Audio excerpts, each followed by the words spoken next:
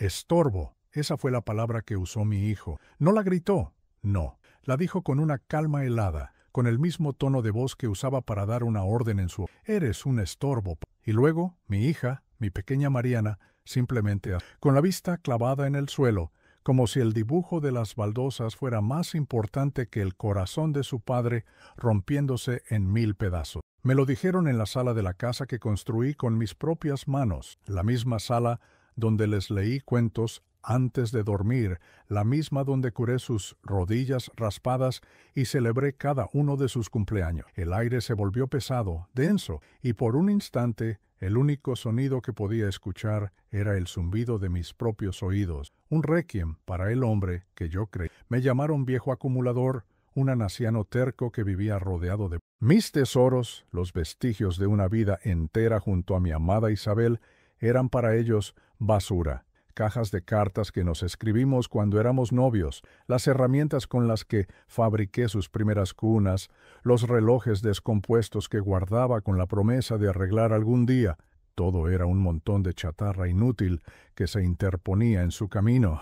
Lo que ellos no sabían, lo que su ambición les impedía ver, es que entre ese desorden se escondía un secreto, un legado que valía mucho más que la casa y el terreno que tanto ansiaban. No sabían que el viejo inútil, al que querían desechar en un asilo, tenía en sus manos el poder de cambiar sus para siempre, pero no de la manera que... Así que haz una cosa, escucha esta historia real hasta el final, porque lo que sucedió en los días siguientes les demostrará que la dignidad no tiene precio y que la verdadera riqueza no se mide en billetes. Y cuando termines de oírla, quiero que me digas qué hubieras hecho tú en mi lugar. Cuéntame también desde qué ciudad me estás escuchando, para saber hasta dónde viajan mis palabras. Esto que te cuento es el principio de una lección que mis hijos jamás olvidarán. Mi nombre es Ramiro, tengo 81 años, y esta es la historia de cómo recuperé mi vida. Todo comienza y termina en esta casa. No es una mansión, ni mucho menos. Es una casa sencilla en un barrio de gente trabajadora de Medellín. La levanté yo mismo, ladrillo a ladrillo, durante los fines de semana y las noches libres que mi trabajo como relojero me permitía. Cada pared tiene el sudor de mi frente y la ilusión de un futuro. Recuerdo el día que trajimos a Isabel, mi esposa, a ver el terreno vacío. Era solo un pedazo de tierra con hierba alta, pero ella cerró los ojos y vio todo.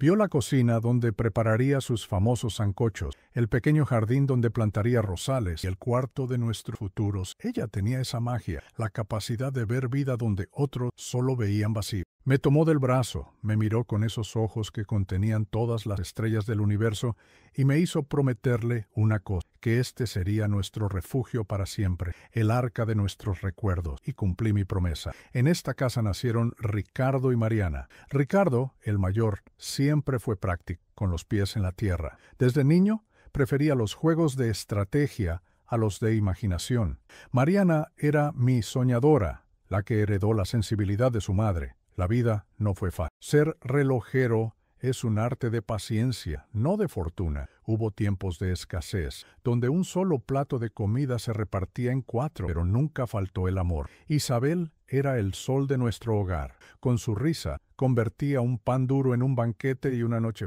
Sacrifiqué mis propios sueños, pequeños anhelos de abrir un taller más grande o de viajar, para que a ellos no les faltara. Pagué sus estudios, uniformes, sus primeras salidas. Ricardo quiso ser agente inmobiliario para vender casas mucho más grandes que la nuestra. Mariana estudió diseño gráfico para crear mundos de colores en una pantalla. Y yo, desde mi pequeño taller en el fondo de la casa, sentía un orgullo que no me cabía en el pecho. Cuando Isabel enfermó, la casa se convirtió en nuestro hospital y nuestro templo. Los últimos años de su vida fueron una danza lenta entre la esperanza y el dolor. Yo la cuidé día y noche. Le leía los poemas que a ella le gustaban, le peinaba su cabello plateado y sostenía su mano hasta que el sueño la venció. Ricardo y Mariana venían, por supuesto, pero sus visitas eran cortas, cronometradas. Traían frutas caras y palabras de aliento vacías, pero siempre tenían una reunión importante a la que acudir, un compromiso postergable. Veía en sus ojos la incomodidad, la impaciencia de la juventud frente a la fragilidad de la vejez y la enfermedad. No los culpo, o al menos intentaba no hacerlo. La vida moderna es exigente, me decía a mí mismo, pero en el silencio de la noche, mientras escuchaba la respiración débil de mi esposa, una semilla de tristeza se plantó en mi alma. Cuando ella se fue, una parte de mí se fue. La casa quedó en silencio, un silencio tan grande que podía escucharse el eco de su risa en cada rincón. Y fue en ese silencio que comencé a ser un estorbo. Después del funeral, la vida siguió, pero de una forma diferente. Las visitas de mis hijos se espaciaron aún más. Sus llamadas eran para asegurarse de que había pagado las cuentas o de que no había dejado el gas encendido. Ya no preguntaban por mis tristezas, por mis recuerdos. Empecé a notar sus miradas, miradas que no se posaban en mí, sino en las cosas. En el viejo sofá donde Isabel y yo vimos crecer a nuestros hijos, en la vitrina llena de sus figuritas de porcelana, en las cajas apiladas en el estudio que contenían mi vida entera. Ricardo fue el primero en hablarlo. Con su habitual tacto de elefante en una cacharrería, sugirió que la casa era demasiado grande para mí solo, que debería venderla y mudarme a un apartamento más práctico y moderno, o mejor aún, a una de esas residencias para mayores donde estaría bien cuidado. La palabra asilo flotaba en el aire, venenosa y terrible. Mariana, como siempre, lo apoyaba con la mirada baja, diciendo que era por mi bien, para que no estuviera tan solo. ¿Solo? Estaba rodeado de la presencia de Isabel en cada objeto, en cada mota de polvo. Nunca estaba solo. Empecé a convertirme en el acumulador. Cada objeto que me negaba a tirar era una prueba de mi terquedad, de mi senilidad.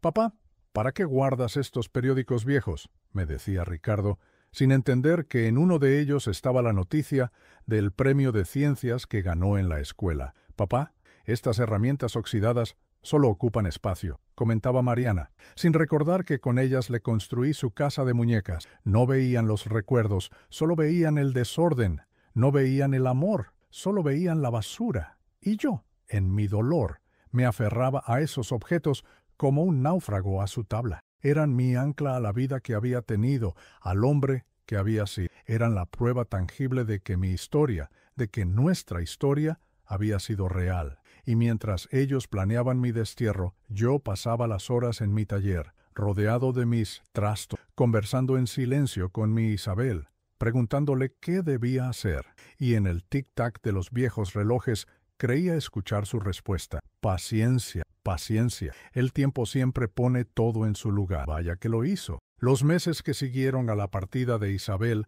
se convirtieron en un largo y brumoso otoño dentro de mi alma y de mi cara. La ausencia de mis hijos no era física, sino espiritual.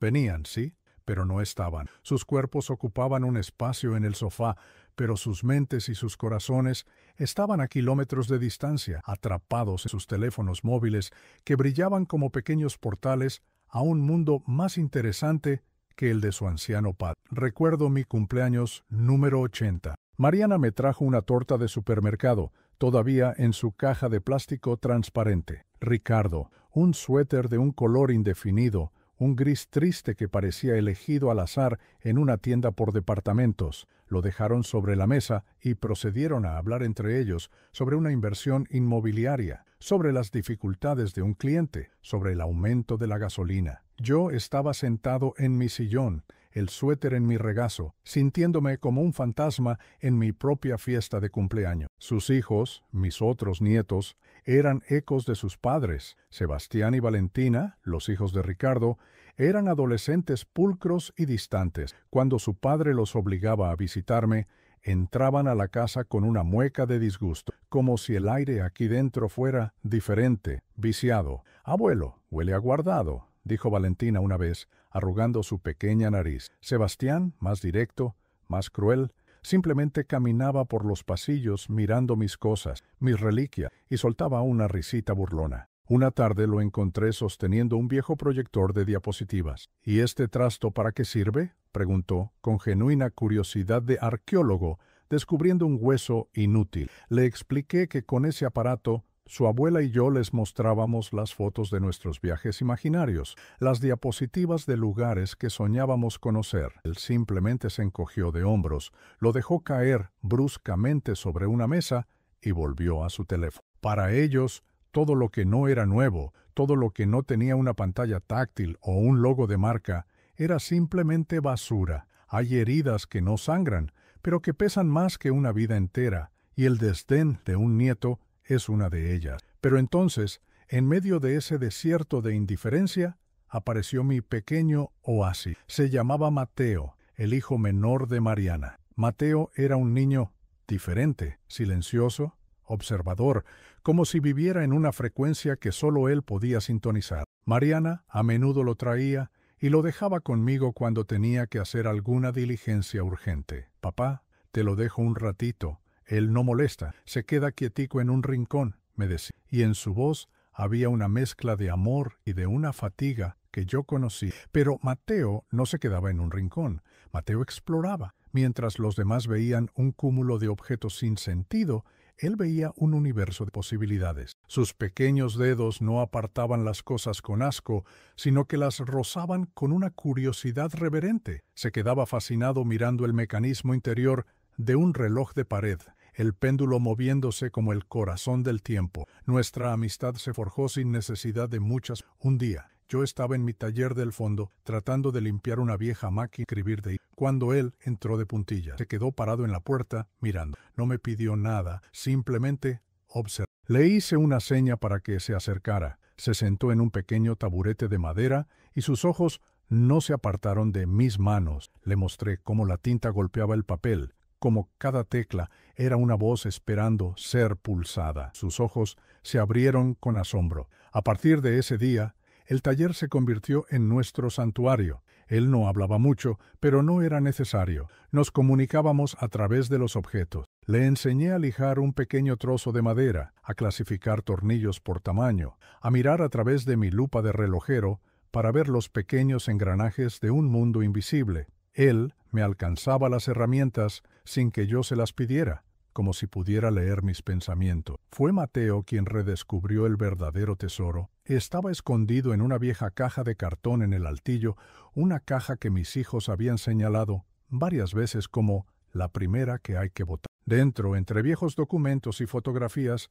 había varios álbumes de tapas duras y gastadas, papeles viejos. Había escrito Isabel en la tapa con su caligrafía elegante. Mateo, en una de sus exploraciones, bajó con uno de los álbumes. Pesaba y lo arrastraba con dificultad. Lo puso sobre mis rodillas y lo abrió. Eran estampillas. Cientos, miles de pequeñas ventanas de papel de colores. La colección que Isabel y yo habíamos comenzado en nuestro noviazgo. Cada estampilla era una promesa, un viaje que nunca hicimos. Comprábamos las que podíamos en el centro, soñando con los paisajes de Suiza, con los templos de Japón, con los animales exóticos de África. Era nuestro secreto, nuestra forma barata de darle la vuelta al mundo. Ricardo y Mariana ni siquiera recordaban la existencia de esos álbumes. Para ellos eran solo más papeles viejos acumulando polvo, pero para Mateo pasábamos horas sentados en el sillón, él pasando las páginas con un cuidado infinito,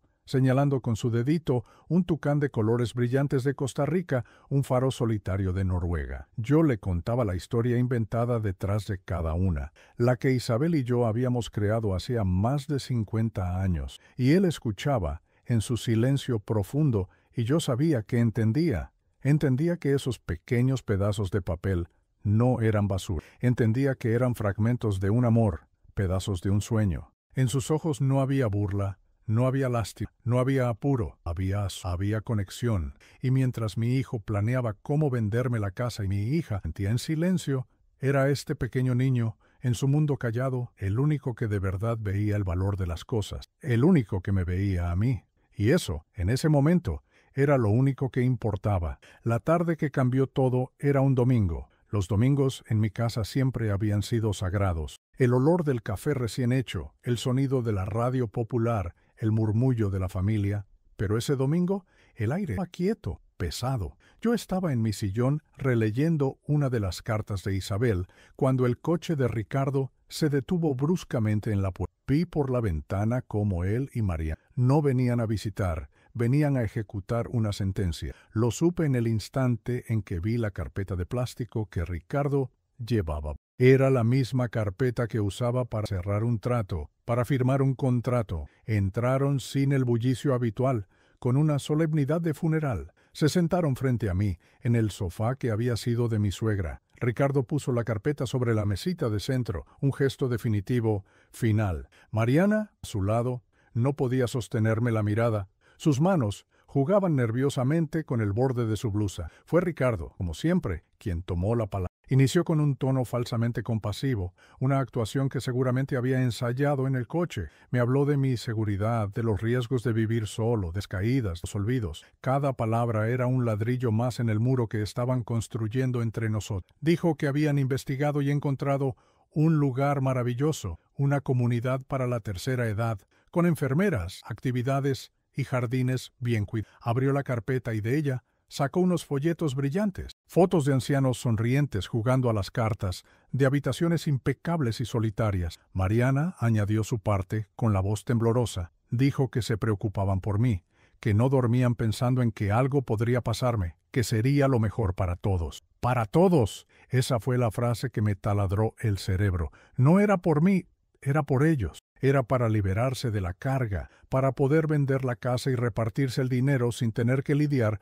con el viejo obstinado que se aferraba a sus recuerdos. Los escuché en silencio, dejando que vaciaran todo su discurso prefabricado. Cuando terminaron, un silencio incómodo llenó la sala. Esperaban mi respuesta, mi rendición.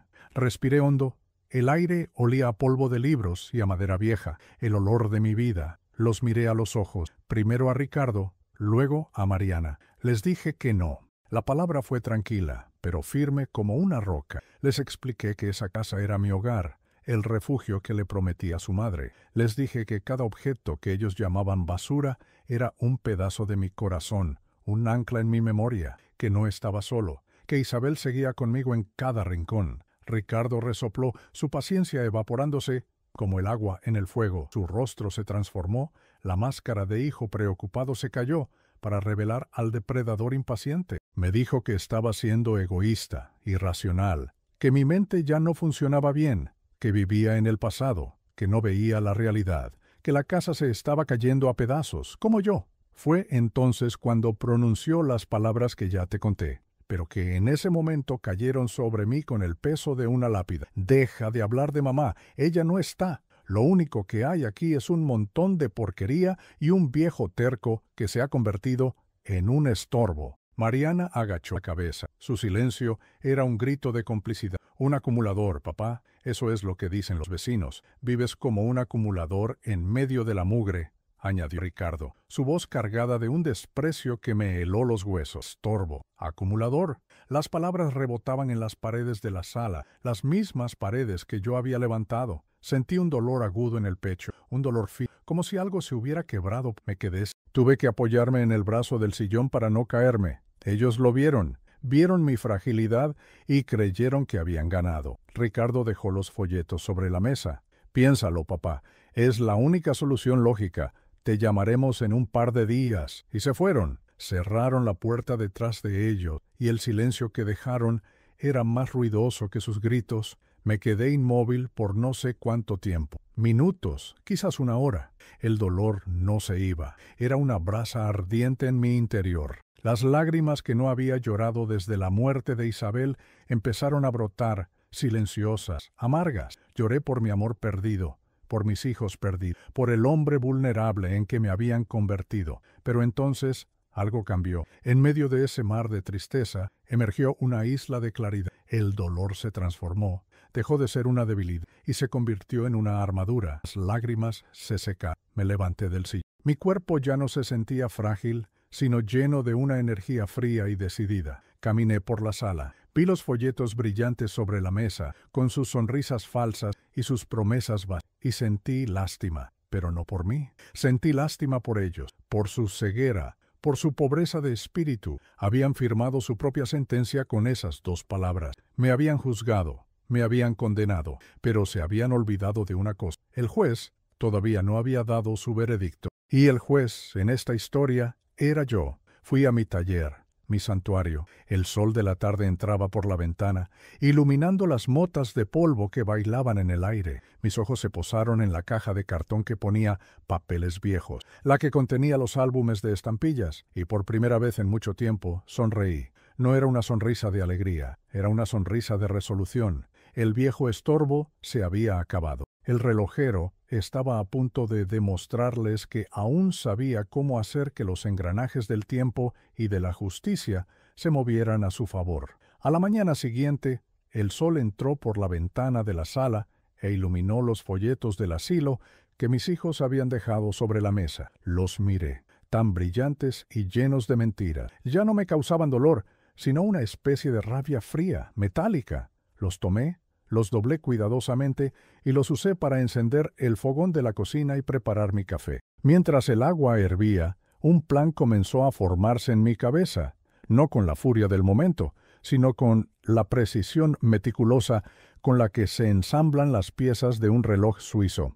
Mi primer movimiento no fue llamar a un abogado, ni a mis hijos, fue caminar hacia mi taller, hacia el caos que ellos tanto despreciaban. Abrí un viejo archivador de metal que gemía en protesta. En el último cajón, debajo de manuales de reparación y facturas de hace 30 años, había una pequeña caja de madera. Dentro, junto a medallas de la escuela de mis hijos y una foto de Isabel de joven, encontré una libreta de direcciones con la cubierta de cuero agrietada. Pasé las páginas amarillentas, los nombres de amigos y conocidos que ya no estaban en este mundo, y entonces lo encontré. Alfonso Giraldo. Antigüedades y filatelia. Recordabas a Alfonso, un hombre jovial y bigotudo, al que le había comprado algunas estampillas en el centro. Hacía una eternidad. El número de teléfono estaba escrito con mi propia letra de joven. Dudé solo un segundo. ¿Y si el número ya no existía? ¿Y si Alfonso ya no vivía? El miedo a que mi plan muriera antes de nacer me hizo temblar Pero entonces recordé el rostro de Ricardo, su desprecio, y la duda se desvaneció. Marqué el número. Una voz de mujer, joven y profesional, contestó. Pregunté por el señor Giraldo. Hubo una pausa. La mujer me explicó con amabilidad que su padre, Alfonso, había fallecido hacía 5 años, pero que ella, Sofía Giraldo, había continuado con el negocio familiar. Sentí una punzada de tristeza por el viejo Alfonso, pero una nueva esperanza nació. Le expliqué con una voz más firme de lo que me sentía que tenía una colección de sellos que perteneció a mi esposa y a mí, y que necesitaba una valoración profesional. Sofía llegó a mi casa 2 días después. Era una mujer de unos 50 años, con el cabello recogido en un moño elegante y unos ojos que sabían mirar. Cuando entró, no hizo ningún comentario sobre las cajas o los muebles viejos. Al contrario, su mirada se posó en un pequeño barco de madera que yo había tallado para Ricardo cuando tenía 6 años. ¡Qué maravilla de trabajo!, dijo, con una sinceridad que me desarmó. Mi padre también era un artesano en su tiempo libre. En ese instante supe que podía confiar en ella. La invité a sentarse a la mesa del comedor, la misma donde mis hijos habían dictado mi sentencia. Fui al altillo y bajé la caja de cartón que ponía papeles viejos. Con un cuidado casi ceremonial, saqué los álbumes y los puse sobre la mesa. Sofía abrió su maletín y extrajo sus herramientas: una lupa con luz, unas pinzas finas, guantes de algodón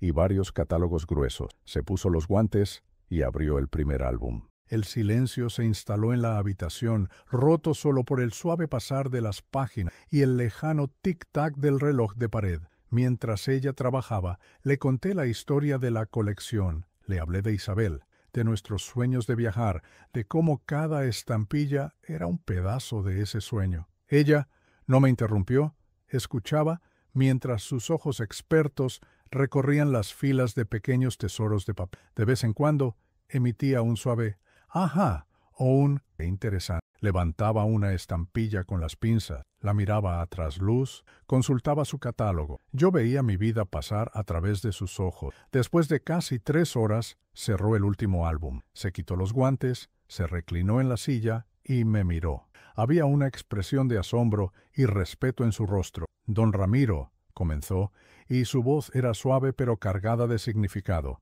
«Lo que usted tiene aquí no es solo una hermosa colección sentimental. Es un patrimonio». Tomó una libreta y un bolígrafo de su bolso. Anotó cifras, sumó, Consultó una última vez uno de sus catálogos. El corazón me latía con fuerza, no por la codicia, sino por la expectación. Era el momento de la verdad. Finalmente escribió un número en una hoja de su libreta, la arrancó y me la deslizó sobre la mesa. Miré el papel. El número era tan grande que tuve que contarlo varias veces para asegurarme de que no me equivocaba. Eran ceros, muchos ceros, una cifra que superaba con creces el valor de la casa, ahorros, de todo lo que poseía, una fortuna que había estado durmiendo durante décadas en una caja de... Levanté la vista del papel y mis ojos se encontraron con la fotografía de Isabel que colgaba en la pared. Parecía que me sonreía. Sentí que una lágrima solitaria me resbalaba por la mejilla. No era de tristeza, era de una justicia poética, abrumadora. Sofía entendió. Su esposa le dejó un tesoro, don Ramiro. Algunos ven solo papeles viejos, otros ven lo que realmente importa. Le pagué por su tiempo, aunque ella insistía en placer. Había sido su. La acompañé a la puerta y le di las gracias. Cuando su coche se alejó, volví a entrar en la casa silenciosa. Me senté en mi sillón con la hoja de papel en la mano. La casa era la misma, los muebles eran los mismos, pero todo había cambiado. El poder había cambiado de manos. En mi mente, escuché de nuevo la voz de mi hijo. Estorbo. Miré el número. Luego cerré los ojos y vi el rostro de Mateo, sus ojos maravillados mirando las estampillas de colores, y supe exactamente lo que tenía que hacer. El dinero no era la victoria, era el arma, y yo, el viejo relojero, estaba a punto de usarla para darles a mis hijos una lección sobre el verdadero valor de las cosas. Con el papel que contenía la fortuna de Isabel, guardado en el bolsillo de mi camisa, junto a mi corazón, me sentí como un hombre con una nueva misión. Ya no era el anciano frágil esperando el próximo golpe, era un general planeando su batalla final. Mi siguiente paso fue crucial. No podía confiar en cualquier abogado. Necesitaba a alguien que entendiera de honor tanto como de leyes. Recordé las palabras de Sofía Giraldo, la anticuaria. Mi padre confiaba ciegamente en el licenciado Morales. Decía que era un hombre de los de antes. Esa era mi señal. Busqué el nombre en la guía telefónica, un acto que me pareció casi sagrado en esta era de pantallas y prisa. La oficina del licenciado Morales estaba en el centro de la ciudad, en un edificio antiguo con un ascensor de rejas que rechinaba como un viento. El lugar olía a papel, a madera y a tiempo. Era un refugio del mundo moderno. El licenciado Morales era un hombre de mi edad, con el pelo blanco y unas manos que habían estrechado muchas otras a lo largo de los años. Me recibió no como un cliente, sino como a un igual. Le conté toda la historia, sin omitir detalles. Le hablé de Isabel, de la promesa, de la casa, de mis hijos, de sus palabras exactas, estorbo, acumulador. Le hablé de mi nieto Mateo, de su luz en mi oscuridad. Y finalmente mostré el papel con la valoración de la colección. Él escuchó todo con una paciencia infinita, asintiendo de vez en cuando, su rostro una máscara de seriedad profesional, pero sus ojos llenos de una profunda comprensión humana. Cuando terminé, se quedó en silencio por un largo momento, mirando por la ventana como si buscara las palabras justas en el cielo de Medellín. Finalmente se volvió hacia mí. «Don Ramiro», dijo con voz grave, «la ley puede ser fría, pero a veces es la única herramienta que tenemos para proteger el corazón. Dígame, ¿qué deseas hacer?». Y yo se lo dije. Con una claridad que me sorprendió a mí mismo, le di mis instrucciones. Primero quería crear un fideicomiso, un fondo blindado e inexpugnable a nombre de mi nieto, Mateo. En ese fondo se depositaría hasta el último centavo de la venta de la colección de estampillas. Sería para su educación, para sus terapias, si las necesitaba, para sus pasiones, para asegurar que nunca en su vida le faltara nada, y que su futuro estuviera tan lleno de colores como los sellos que tanto le gustaban. El licenciado Morales asintió, tomando notas. Segundo, le pedí que redactara un nuevo testamento, mi última y definitiva voluntad. En este documento, la casa, los muebles, mis herramientas, todo lo que quedara, sería también para Mateo, bajo la administración del fideicomiso hasta que él tuviera la edad para decidir. Y entonces llegué a la parte más importante. Le pedí que incluyera una cláusula específica clara y devastadora. A mis hijos, Ricardo y Mariana Ramiro, dicté, y el licenciado transcribió mis palabras textualmente. No les lego ninguno de mis bienes materiales, pues su herencia fue la educación y el amor que les di en vida, un tesoro que ellos mismos decidieron devaluar.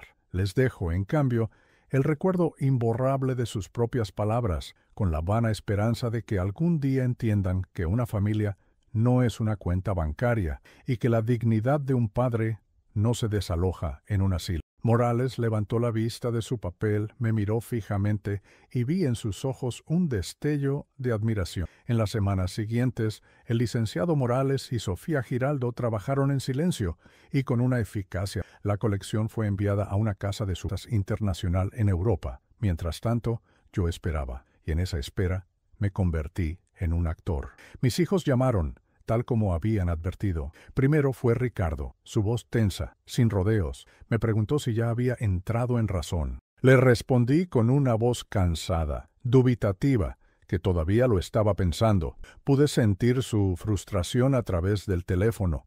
Unos días después, llamó Mariana usando su táctica suave. «Papi, ¿cómo estás? Te extraño. ¿Has visto qué bonitos los jardines de la residencia?» Le dije que los folletos eran bonitos, sí. Una respuesta vaga que la dejó sin saber qué decir. Estaban tan seguros de su victoria, ciegos por la avaricia, que no notaron el cambio en mí. Seguían viendo al viejo débil, al que podían manipular. No veían al estratega que movía los hilos desde la sombra. Cada llamada que me hacían era una palada más en la fosa que ellos mismos cavando. Cada palabra de falsa preocupación era una prueba más de que yo estaba haciendo lo correcto. Durante esos días pasé más tiempo que nunca con Mateo. Lo llevaba al parque, compraba helados, nos sentábamos en el taller y simplemente estábamos juntos en nuestro silencio. Su presencia era mi calma, mi certeza. Él no sabía nada del dinero, ni de los abogados, ni de la tormenta que estaba a punto de desatar. Y eso era perfecto. Mi lucha era para proteger su inocencia, para construirle un futuro donde nadie pudiera llamarlo jamás un estorbo. Una tarde de martes, el teléfono sonó. Era el licenciado Morales. Su voz era tranquila, pero contenía el eco de un trueno. «Don Ramiro, le llamo para informarle. La subasta fue un éxito rotundo. El dinero ha sido transferido. El fideicomiso a nombre de Mateo Gaviria está oficialmente constituido y financiado». Colgué el teléfono. Miré a mi alrededor, a mi casa llena de trasto, pero ahora la veía como un palacio, el castillo de un rey que acababa de ganar la guerra. La maquinaria estaba lista, todas las piezas estaban en su lugar. Solo faltaba una cosa. Con una calma que me helaba hasta a mí mismo, tomé el teléfono y marqué el número de mi hijo Ricardo. «Ricardo», le dije, «necesito que tú y tu hermana vengan a casa el domingo. Tenemos que hablar». La trampa, por fin, estaba servida. Ese domingo, el sol parecía brillar de una manera diferente. No había nubes en el cielo de Medellín. Mis hijos llegaron puntuales, una rareza que solo podía significar que esperaban algo a cambio. Ricardo entró primero, con una sonrisa tensa y una carpeta idéntica a la de la última vez. Mariana lo seguía, con los ojos hinchados, como si hubiera ensayado unas lágrimas de cocodrilo. Se sentaron en el mismo sofá, en la misma posición de la última vez. La escena era una repetición, un eco, pero la energía en la habitación era completamente distinta. El poder, como el polvo iluminado por el sol, había cambiado de lugar. Yo estaba sentado en mi sillón, el de siempre, pero no me sentía como un acusado. Me sentía como un rey en su trono. Decidí darles la palabra. Un buen relojero sabe que hay que dejar que el mecanismo se mueva solo antes de intervenir. Ricardo, incapaz de contener su suficiencia, comenzó. Dijo que se alegraba de que yo hubiera recapacitado, que sabía que era una decisión difícil, pero que era la correcta. Deslizó la carpeta sobre la mesa de centro, abriéndola en la página que tenía una línea para mi firma. «Hemos hecho todos los arreglos, papá», dijo con un tono magnánimo. «Solo tienes que firmar y nosotros nos encargamos del resto. La venta de la casa, el traslado, todo será rápido y sin dolor». Mariana añadió, con una voz que pretendía ser dulce, que ya habían hablado con la directora de la residencia y que me esperaba una habitación preciosa con vista al jardín. Prometió que vendrían a visitarme todos los fines de semana. Escuché su discurso sin interrumpir. Dejé que se deleitaran en su victoria imaginaria, que pintaran el cuadro de mi exilio con los colores de la generosidad. Cuando terminaron, el silencio que se produjo fue largo y pesado. Esperaban que yo tomara el bolígrafo. Me miraban con una avidez mal disimulada, sus ojos brillando con la promesa de los billetes que pronto contarían por la venta de mi casa, de mi vida. Respiré hondo. El momento había llegado. No voy a firmar nada. Mi voz no fue alta, pero resonó en la sala como un martillazo. Se miraron el uno al otro, confundidos. La sonrisa de Ricardo titubeó. ¿Cómo que no vas a firmar, papá? No empieces otra vez con tu terquedad. Fue entonces cuando me incliné hacia adelante. No voy a firmar nada, repetí con más claridad, porque no me voy a ir a ningún lado. Esta es mi casa, y aquí me voy a quedar. La confusión en sus rostros dio paso a la irritación. Ricardo estaba a punto de replicar, pero yo levanté una mano. Pero he tomado algunas decisiones que quiero compartir con ustedes. Hice una pausa, asegurándome de tener toda su atención. ¿Recuerdan esos viejos álbumes de estampillas que estaban en el altillo? ¿Los que tantas veces me dijeron que botara a la basura? Ricardo resopló. ¿Y ahora qué con esos papeles viejos? Bueno, continué, saboreando cada palabra. Resulta que esos papeles viejos, los llamas, tenían un valor. Hice que los valoraran profesionales, y después los vendí. El silencio volvió. Vi cómo la mente de Ricardo, la mente del agente inmobiliario, empezaba a hacer cálculo. ¿Y qué? ¿Te dieron unos cuantos pesos para tus caprichos? Lo miré fijamente a los ojos, y entonces solté la bomba. Dije el número, la cifra exacta que el licenciado Morales me había confirmado. Una cifra astronómica que quedó flotando en el aire entre nosotros como una aparición.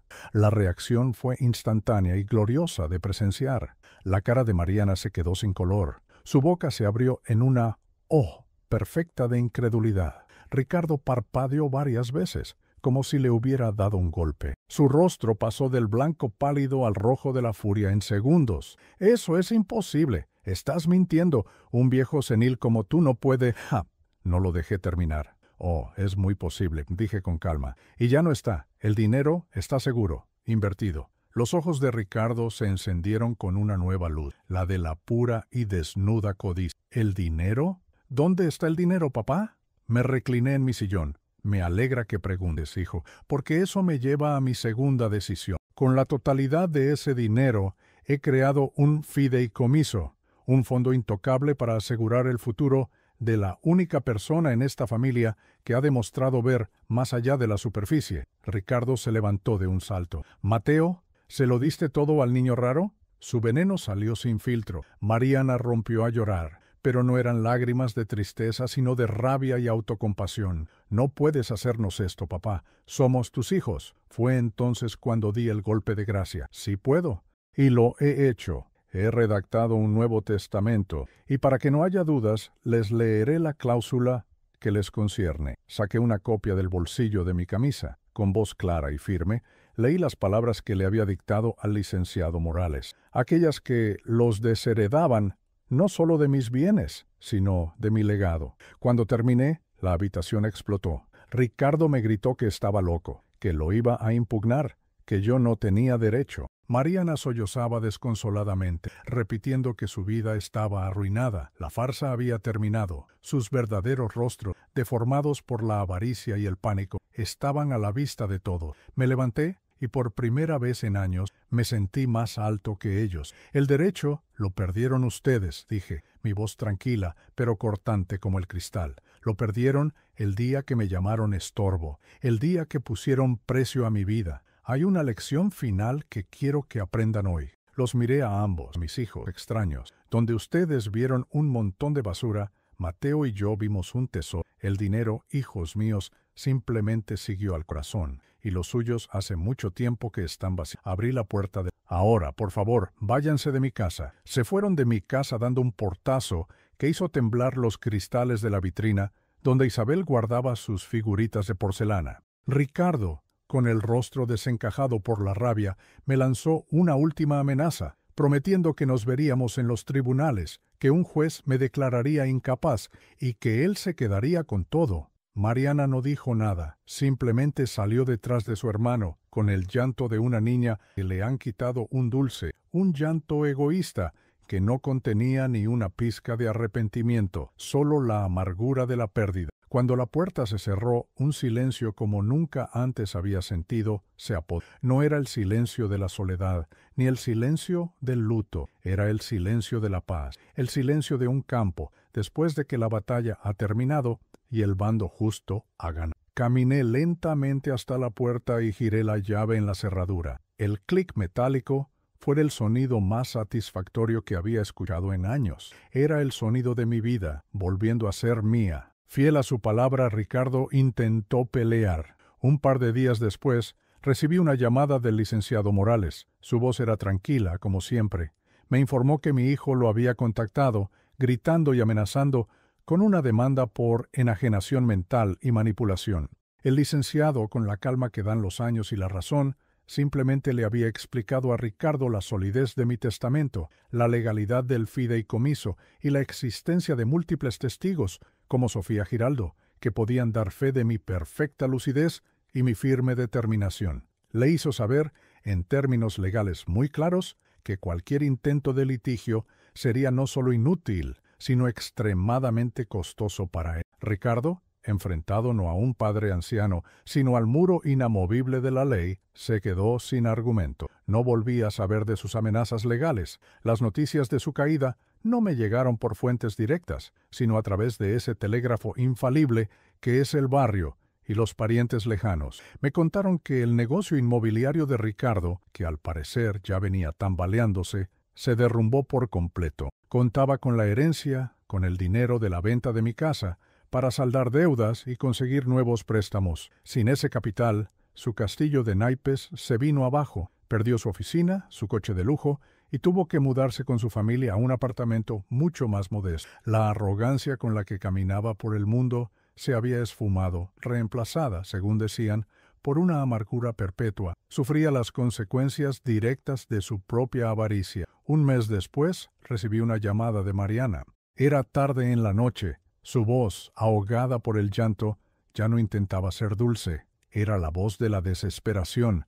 Me contó que estaba ahogada en deudas, que su esposo la culpaba por haber manejado mal la situación conmigo. Me suplicó, me imploró que la ayudara, que le diera una parte de lo de Mateo, que al fin y al cabo, ella también era mi hija. Escuché su letanía de quejas y lamentos en silencio, y cuando terminó, no sentí rabia. Ni siquiera sentí placer en su desgracia. Sentí una profunda y helada lástima. Mariana, le dije con una voz suave pero firme, yo te di la vida, te di una educación, te di todo el amor del que fui capaz. El dinero nunca fue parte de esa herencia. Lo que estás viviendo ahora es el resultado de tus propias decisiones, no de las mías. Te deseo sinceramente que encuentres. Y antes de que pudiera responder, colgué el teléfono. Era un acto final de autopreservación. Mi corazón, por fin, estaba a salvo de ellos. El verdadero tesoro, sin embargo, no estaba en una cuenta bancaria. Estaba sentado frente a mí, en el taller, una tarde soleada. Había traído los álbumes de estampillas, ahora vacíos. Se los puse a Mateo en el regazo. Él los abrió y vio las páginas en blanco. Me miró, confundido. Le sonreí y le revolví el pelo. Los papelitos de colores se fueron de viaje, campeón. Se fueron para construir un futuro para ti.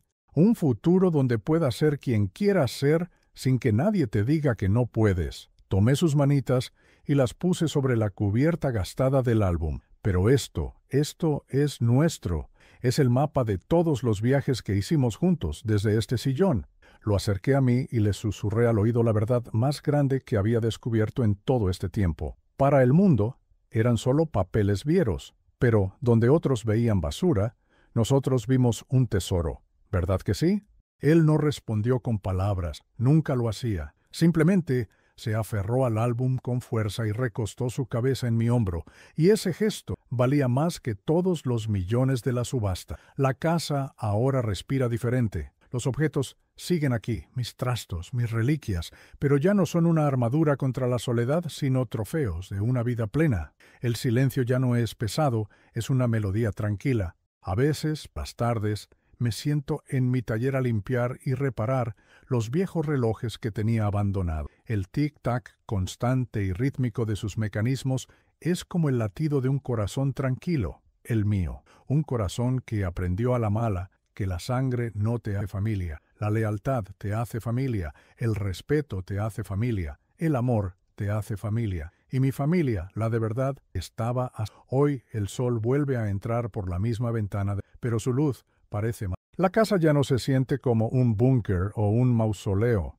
se siente como un hogar vivo, vibrante. Mi vida ya no se rige por la amargura o la espera, sino por pequeños rituales de paz. Por las mañanas, cuido con Mateo las rosas que sembró Isabel.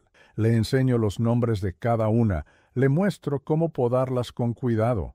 Él, en su silencio, me regala sonrisas que valen más que cualquier subasta. La gente del barrio me saluda diferente. Ya no soy el viejo acumulador, soy Don Ramiro. A veces, algún vecino me pide ayuda para arreglar un pequeño electrodoméstico, y mi taller, antes mi refugio solitario, se ha convertido en un punto de encuentro. Con un poco de los intereses que genera el fondo de Mateo, sin tocar nunca su capital, he podido hacer cosas que siempre soñé. Ayudé a cambiar el techo de la casa de doña Elvira, la viuda de la esquina. Patrociné el equipo de fútbol de los niños de la cuadra. Son cosas pequeñas, anónimas, pero que le han devuelto un propósito. No se trata del dinero, se trata de lo que el dinero puede hacer cuando está guiado por el corazón. He aprendido que el verdadero patrimonio no se guarda en una caja fuerte, se cultiva cada día. Mis hijos querían liquidar mis activos, vender mis trastos al mejor. No entendieron que mis verdaderos activos eran intangibles, la historia de amor con su madre, los sacrificios que hice por ellos, la dignidad con la que intenté vivir mi vida. Quisieron despojarme de todo, sin darse cuenta de que me obligaron a encontrar una riqueza que ellos nunca podrán poseer. No sé si Ricardo o Mariana aprendieron la lección. A veces, las noches más silenciosas, rezo para que así sea. Rezo para que algún día el vacío de sus bolsillos les haga ver el vacío de su... Pero ya no es mi carga. Mi única responsabilidad ahora es enseñarle a Mateo que el valor de un hombre no se mide por lo que acumula, sino por lo que da. Mi vida no es lujosa. Sigo tomando el mismo café y leyendo el periódico en el mismo sillón, pero soy inmensamente rico. Soy rico en la risa silenciosa de mi nieto. Soy rico en el respeto de mis vecinos. Soy rico en la paz que siento cada noche al acostarme en la casa que construí con mis manos y que defendí con mi corazón. El otro día, el licenciado Morales vino a visitarme, no por negocio, sino para compartir un café. Se ha convertido en un buen amigo. Me dijo que mi historia le recordaba que la justicia no es solo para los tribunales, sino para la vida. Y creo que tiene razón. Mi historia es una historia real, de esas que no salen en los periódicos, pero que suceden todos los días en miles de hogares. La historia de un amor que se volvió basura y de una basura que se convirtió en un tesoro de dignidad. Y usted, que me ha escuchado con paciencia hasta el final, quiero hacerle una última pregunta. ¿Qué hubiera hecho en mi lugar? ¿Habría perdonado? ¿Habría luchado como yo lo hice? Cuénteme en los comentarios qué parte de mi relato le ha tocado más el corazón. Su opinión es importante para mí. Cuénteme también desde qué ciudad me está escuchando, para sentir que los muros de esta casa se expanden y que mi historia encuentra un hogar en la suya. Hay muchos padres, madres y abuelos que se sienten invisibles, como me sentí yo, que sienten que se han convertido en un estorbo. Quizás, si usted comparte esta historia, mis palabras puedan servirles de luz, para que recuerden que nunca es tarde para reclamar su lugar en el mundo, y para que este canal pueda seguir contando historias que importan, que nos recuerdan lo que significa ser humano. Le agradezco desde el alma si se suscribe y nos ayuda a crecer, porque al final, la única casa que no nos pueden quitar, la única fortuna que es verdaderamente nuestra, es la que construimos en el corazón de los demás. Y esa, amigos míos, es a prueba de subasta.